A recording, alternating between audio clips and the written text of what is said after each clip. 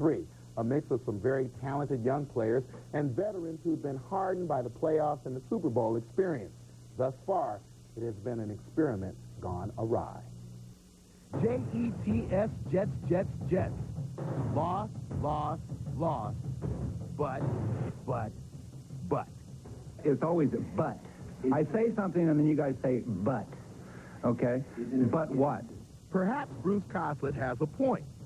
So far, the Jets season has been chock full of buts.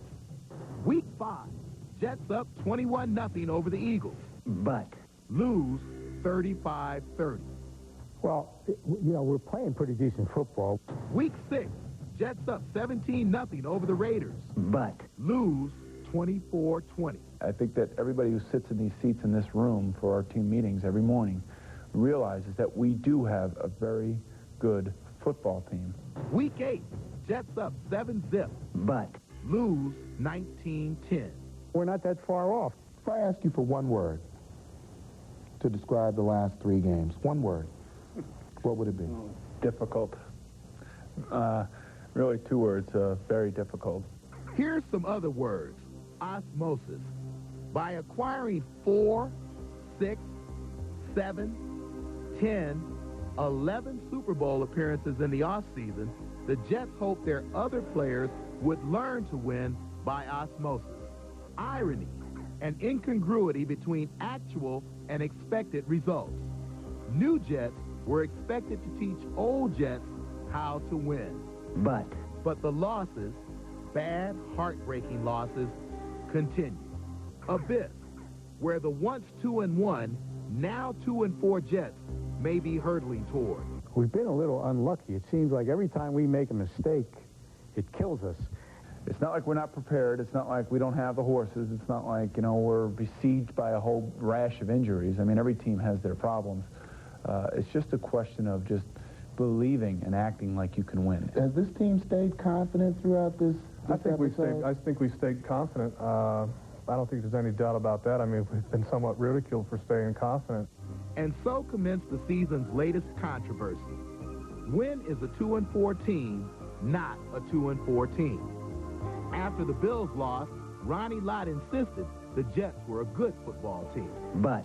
The media deemed it impossible to be both 2-4 and good. But. I'm going to be exactly like Ronnie Lott. You're not going to get me to say that I don't think we're a good football team. But.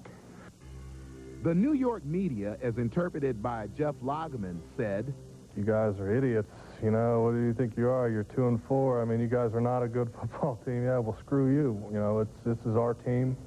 We'll view it the way we want to, and that's the end of it. People that talk about Coslett leaving and all that stuff, it's ridiculous. It's ridiculous. If the veterans haven't provided wins, at least they've provided a defiance in the face of adversity. And you have to believe that there's going to be a team that's going to write a great comeback story this year. Is it going to be the Green Bay Packers? Is it going to be the Houston Oilers? Is it going to be the Chargers? Or is it going to be the Jets? I'm going to allow myself to be ridiculed with many of those New York Jets who still think they're a good football team. I know Ronnie Lott, Boomer Esiason, and Jeff Lageman. Those people bring leadership and character to a squad. I think they're much better than their 2-4 record indicates, but they have to beat the New York Giants today and get started toward the playoffs. But it's interesting. What's so interesting to me, is the fact that everybody's focusing on the Jets.